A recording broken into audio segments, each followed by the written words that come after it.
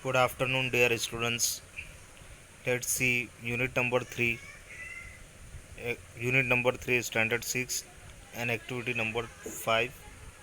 अब इसमें हमें क्या करना है? इसमें दो कॉलम दिए गए हैं, कॉलम ए और कॉलम बी। कॉलम ए के अंदर जो है इंग्लिश के वर्ड्स है, जैसे फॉरेस्ट है, ब्रेव है, एग्री है, टीज, रिप्लाई, कॉन्ग्रेचुलेट, अरेस्ट। तो अब ये सब वर्ड्स के इसके सामने क्या मीनिंग आता है, ये सब वर्ड्स के इसके एग्जैक्ट सामने क्या मीनिंग आते हैं, वो हमें चेक करना है। ठीक ठीक है। फॉर एग्ज़ाम्पल देखते हैं, फॉरेस्ट। फॉरेस्ट यहाँ दिया गया है। फॉरेस्ट का मतलब होता है फुल ऑफ ट्रीज़, यानी ऐसी जगह जहाँ पर बहुत सारे जो है वो दरख्त हो, झाड़ हो। ब्रेव यानी बहादुर, तो बहादुर के लिए Jagriti went to the doctor at night. Jagriti नाम की लड़की जो है वो रात में डॉक्टर के क्लिनिक पर गई, ये एक तरीके से बहादुरी है। तीसरा वर्ड है एग्री, और एग्री है राकेश आंसर द क्वेश्चन। फिर उसके बाद है टीज। टीज का मतलब होता है किसी को सताना, तो अंजलि कॉल्ड लता एज लड्डू। अंजलि लता को लड्डू के तरह चिढ़ाती है।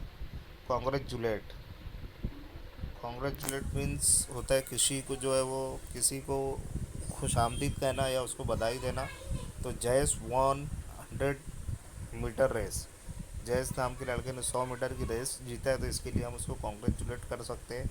अरेस्ट, रिप्लाई, सॉरी रिप्लाई एक छूट गया, तो रिप्लाई के लिए आएगा Neha replied yes. Arrest, arrest के लिए आएगा the police cout the thief. अब हम इसको इस तरीके से भी देख सकते हैं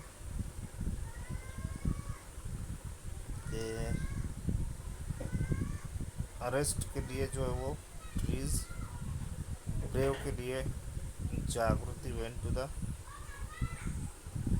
एग्री के लिए सेम, टीज के लिए अंजलि कॉल्ड लता लड्डू, रिप्लाई के लिए